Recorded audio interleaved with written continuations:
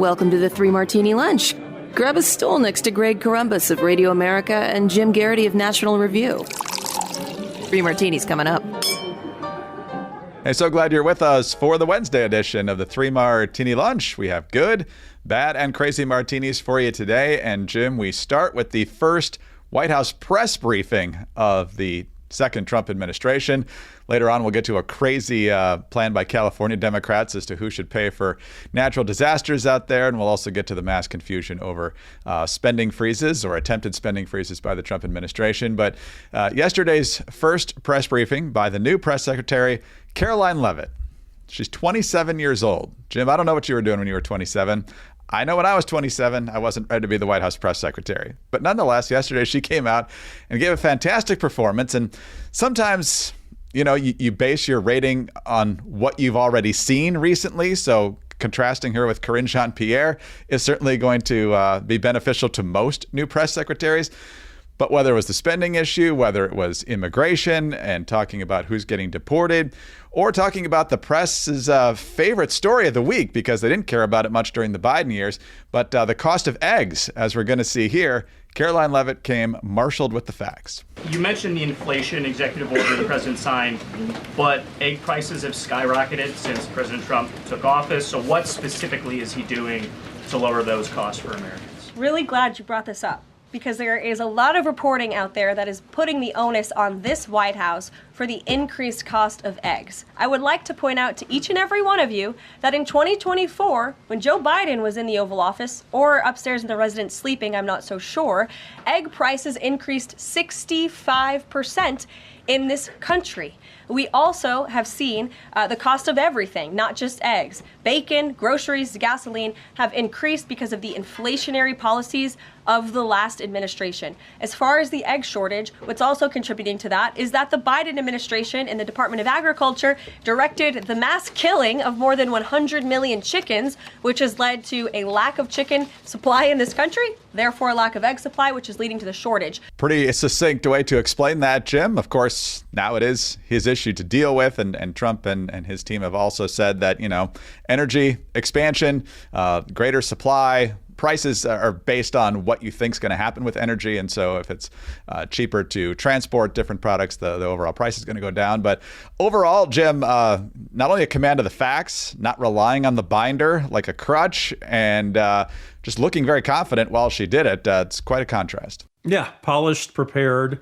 There's an exceptionally good chance that every time Karoline Leavitt goes up to the podium, we're going to get news, because this administration is popping out executive orders like a Pez dispenser.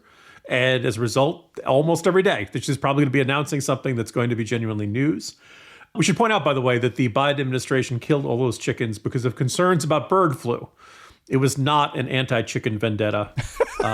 In fact, we may remember, you know, while he didn't pardon any of the chickens, Biden did pardon turkeys. So he's generally sympathetic to poultry, including poultry criminals.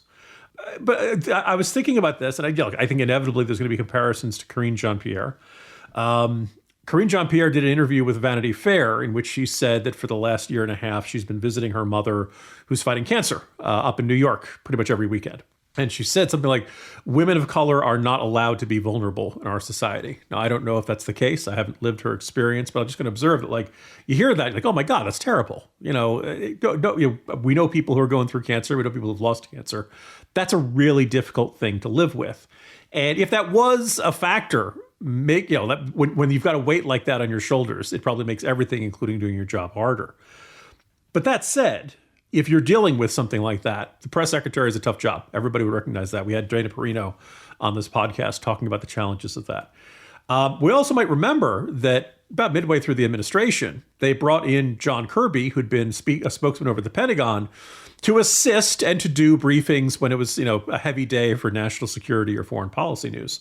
And apparently Karine Jean-Pierre did not like this one bit, and there were lots of reports of them having a rivalry and her effectively blocking him from taking over more of this. Now, you can't have it both ways. If you really are having this massive family personal issue that is making it harder for you to do your job, look, I think any human being would sympathize with that. But you've got people who want to help. You've got people who want to step in And yeah, maybe you lose a little bit of the glamour. You maybe there's a little bit of a loss of that sense of being the White House press secretary, and this nagging sense that you've kind of been demoted into a sense of being co-White House press. Like, yeah, that stinks. But at one point, you got to do one or the other. And it's kind of it sounds like excuse making. In our interview with Dana Perino, she mentioned that Karine Jean-Pierre didn't have a strong relationship with the president before she stepped into the job. And I think one of the things that was most frustrating, besides, I don't have anything for you on that and comments like that, was the sense like we don't expect the White House press secretary to have a perfect mind meld with the president. But if you say, does the president want to do X or something like that, and she doesn't know, ideally, she would go and ask the president at some point in the not too distant future, Mr. President, I got this question on whether you want to do X. What is your answer on that? And come back with that information.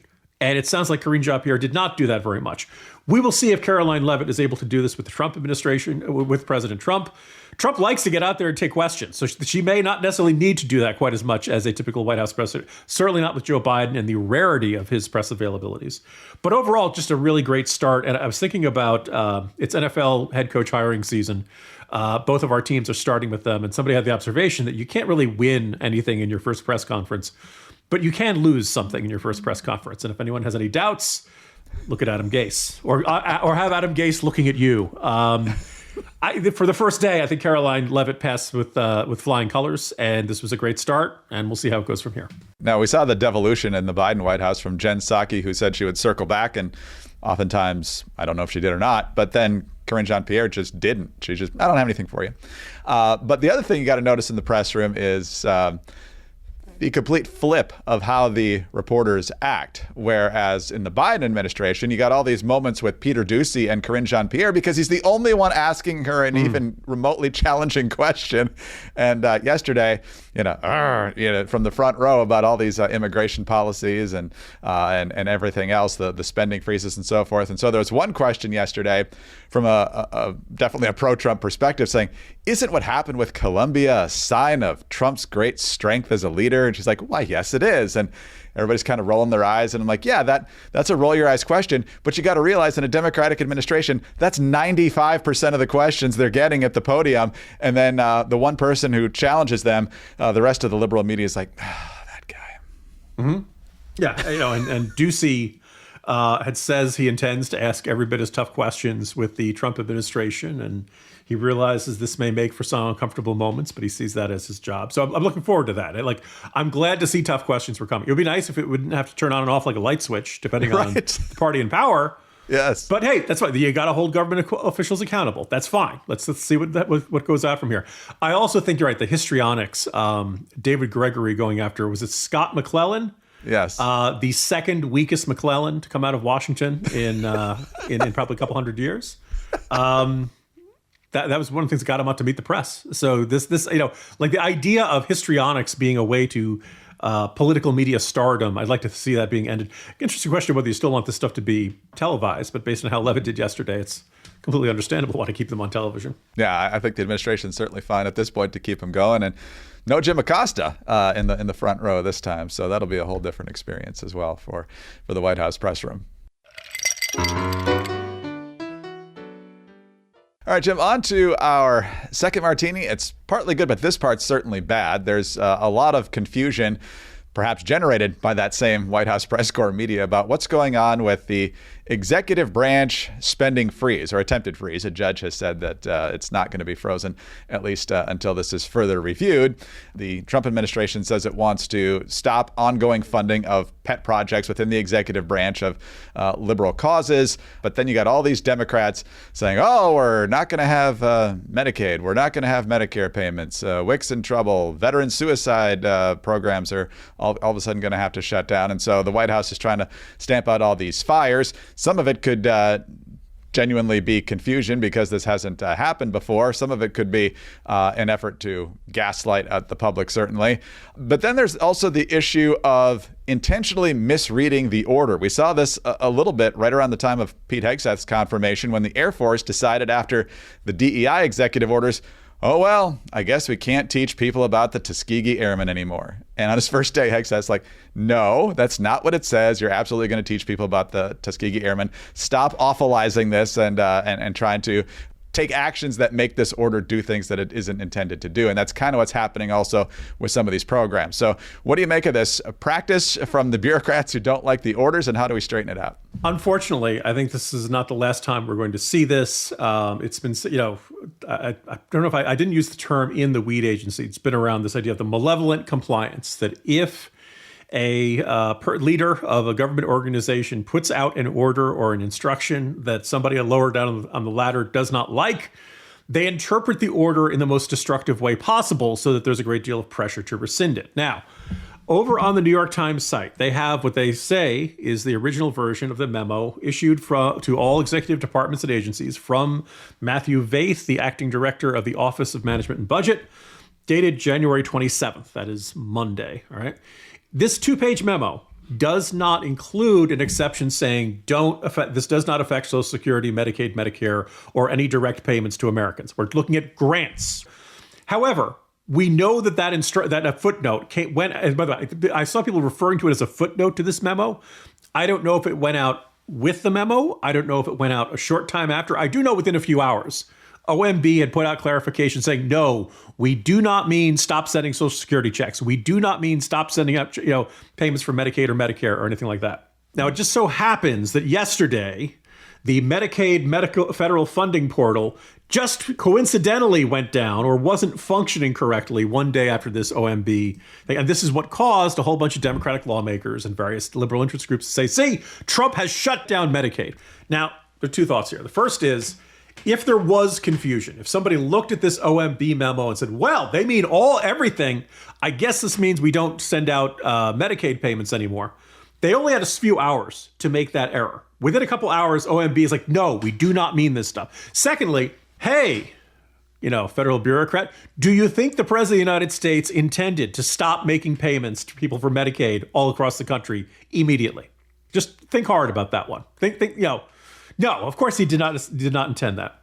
Maybe you can make an argument that these executive orders and these instructions are written less specifically and less clearly than is ideal.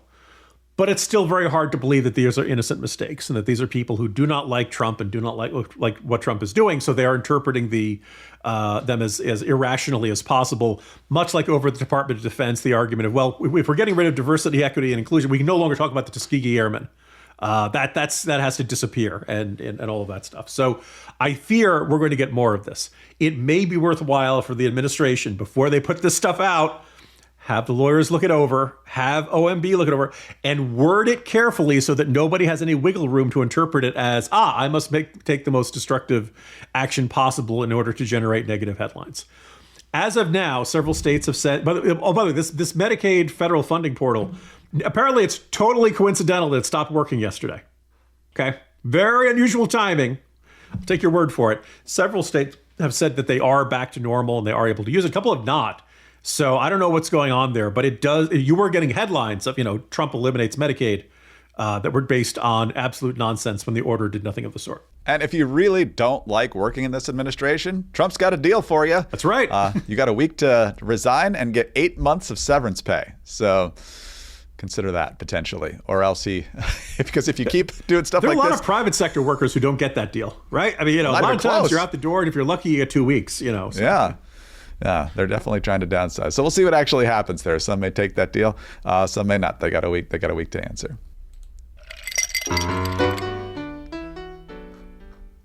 All right, Jim, on to our crazy martini now, and we seriously considered this one for yesterday's edition, but it's gotten a little more detailed since then, so I think it's good that we waited.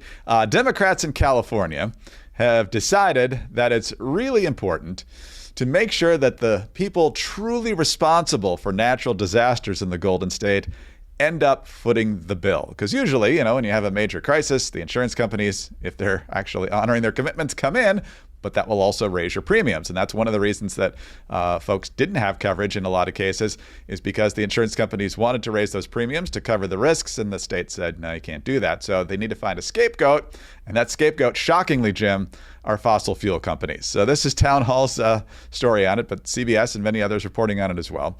A bill has been introduced in the California legislature that would make fossil fuel companies liable for major climate disasters.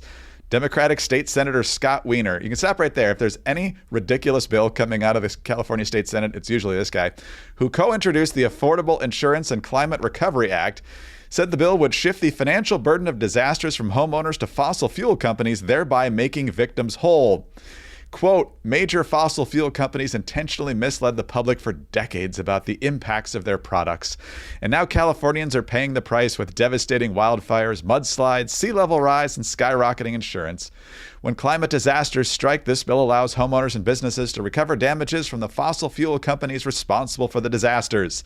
Jim, this is obviously ridiculous, trying to make it seem like energy companies are the reason for any natural disaster, but they say it now, of course, with floods and cold snaps and heat waves and blizzards and whatever happens, it's climate change. And so it's the oil company's fault. And if this passes in California, it's not going to make things cheaper out there. So as we saw this coverage of the wildfires earlier this month, somebody on Twitter, Elon, X, had said something along the lines of, the media sees its job in circumstances like this to report on what's happening in a terrible natural disaster and then explain how it's Republicans' fault, or to tie a connection between the natural disaster and the closest proximate Republican. And what was really frustrating the media in this case is that there were no nearby Republicans. Republicans do not have much power at all in the city of Los Angeles, don't have much power in the county of Los Angeles, do not have much power in the state. And the president was Joe Biden. Trump had not taken office yet, so there was no way to say, this is Trump's fault for something like this. What we see in the case of these lawmakers is just the trying to will into existence the fact that we had a really terrible disaster that was in all likelihood, significantly exacerbated by bad policy choices. Everything from the water reservoirs to budget cuts for fire prevention programs at the state level. A 2% cut to LA firefighters is not particularly big, but at the same time, if I'm a firefighter who's trying to fight the biggest fire in city history, I'm like, why did I have a budget cut? There was nothing else in the city budget they could have cut instead of me. You go through all of this stuff, and the idea that there is no good, convenient, conservative monster to blame for the wildfires. So there was they're just asserting, it's the oil company's fault. No, it's not. It really isn't. Some of this is just a reaction to having a drought and the fact that there was a lot of the brush on the side of the mountains were dry kindling. Some of this is the powerful Santa Ana winds. Again, I know people debate whether Mayor Karen Bass being in the city would have helped, but I think being on the other side of the planet on a cocktail party at the in Ghana is less than ideal look. That basically, and as I laid through all of the different ways in which the state's fire prevention programs could have been more and should have been more. We can argue about when this goes back to, maybe George H.W. Bush with Hurricane Andrew. But I think Hurricane Katrina is when we got used to this idea that something terrible happens, and then we need to find a scapegoat in the political system. And listeners probably remember back during Hurricane Katrina, it became a major albatross over George W. Bush's administration. Louisiana Governor Kathleen Blanco, who did not ask for federal help until it was far too late, somehow she didn't run for re-election, which indicated that Louisianans remembered, but the rest of the country barely noticed her. And Ray Nagin, who had an evacuation program, who had school buses that were supposed to take people out of the place. And there's this infamous photo of all those school buses sitting in a parking lot, flooded with, you could see an oil slick because they were fully fueled. They were all there and ready to go. Nobody used them. Why did anybody use them? Ray Nagin never gave any good answers. When you have a disaster on the scale of Katrina or the California wildfires, you can probably find decisions at both the federal level, the state level, and the local level that were mistaken, misguided, bad, wrong priorities. In this case, there are no Republicans around, and therefore these California Democrats, so desperate and so unnerved by this vivid, flashing neon sign failure of the blue state model, are just looking for any scapegoat they can find and say, really, in the end, it's Exxon's fault. We didn't spend more on fire prevention. It's absurd. The margins in the California legislature are very lopsided. There's nothing Republicans can do to derail them if Democrats actually want to do this. Obviously, Gavin Newsom will gladly sign it because he wants someone besides himself to blame for this. So it's kind of frightening that this could actually become law out there. But with their numbers in the political realm in Sacramento, it's certainly not out of the question. So anyway, Jim, you are off tomorrow. Look forward to having you back on Friday. See you then. I'll see you Friday, Greg. Jim Garrity, National Review. I'm Greg Corombos of Radio America. Thanks for being with us today. Be sure to join us tomorrow. Thanks for subscribing to the podcast. If you haven't already, please do so. Please get your friends to do that as well. We'd love to have them listening. Thanks for your 5-star ratings and your kind reviews. And boy, have we gotten some interesting reviews lately, but positive ones for sure as well. We're glad about that. And also you can get us on your home devices. All you have to say is play 3 Martini Lunch podcast. Follow us both on X. He's at Jim Garrity. I'm at Greg Corombos. Have a great Wednesday and join us again on Thursday for the next 3 Martini Lunch.